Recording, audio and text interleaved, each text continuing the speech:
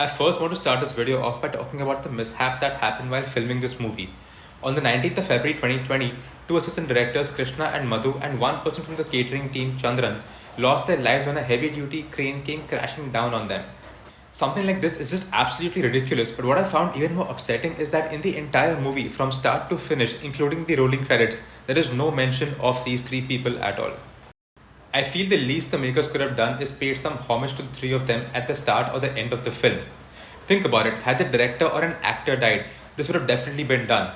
Then why not for technicians? They are as integral a part of the process, and just because they're not as famous, does their life mean any less? So I am going ahead and dedicating this review to Krishna, Madhu and Chandran.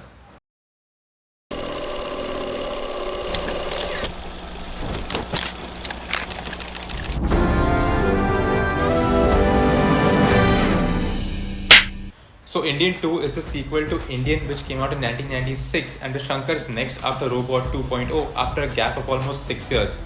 Shankar is one of the biggest directors in Tamil cinema and a mass audience's delight. And judging by the original and the trailer of the sequel, this is an all-out mass movie. So let's go ahead and see how this sequel shapes up. So in Indian 1, they show that the Indian or Veerasekaran Senapati is the older Kamal Haasan who goes around punishing people who commit crimes. Eventually, his son Chandru, also played by Kamal Haasan, commits a crime and Indian decides that the punishment for this should be the same and eventually kills his own son with a heavy heart.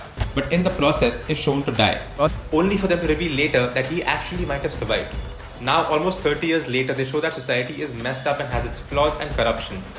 And Siddharth and his gang run a YouTube channel called Barking Dogs where they post about injustices happening in society. The videos, by the way, they make for his YouTube channel have a crazy scale. You can almost make 3 Malayalam movies with the budget of one of their videos.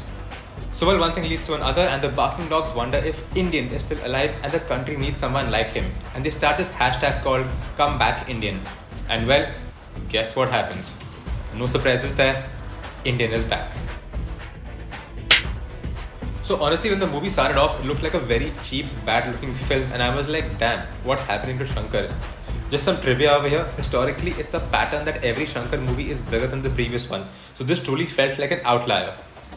But 30 minutes into the movie, you start seeing grand sets and scale, some of which are done very well, both in terms of production design and cinematography. My favorite one being the space or astronaut setup with Piyush Mishra in it.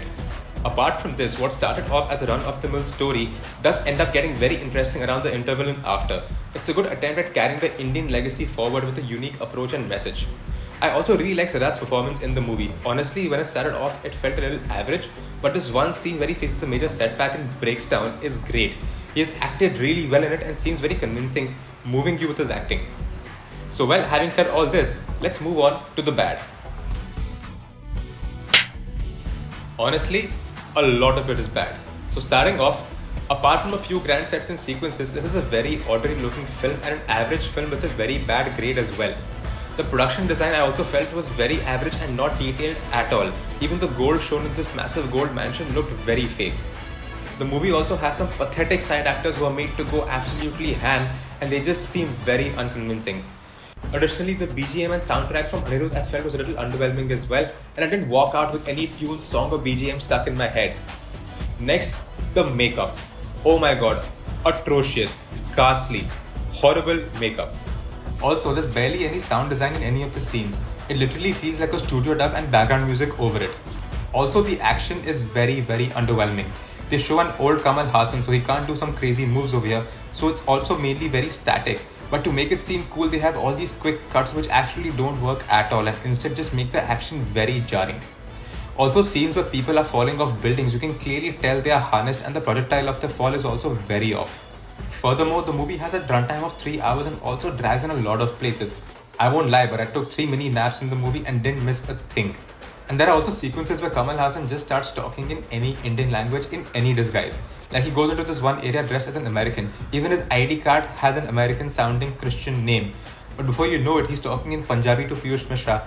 And at this point, I was like, are the makers crazy or am I missing something? So on the whole, this is a very below average film. In today's times when the look, feel, scale of South movies has reached new heights, a film like this is a pity, especially when you have Kamal Haasan on board and a crazy budget of 250 crores. This movie by no means looks like a 250 crore film, it looks more like a 50 crore film at best. And no, you don't need to watch this in IMAX. Do not waste your money on that. So well, on the BMB meter, I'm giving this movie 5 on 10.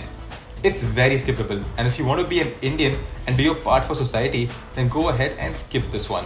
Till then, cheers, and go ahead and hit that subscribe button to stay up to date on movies and more.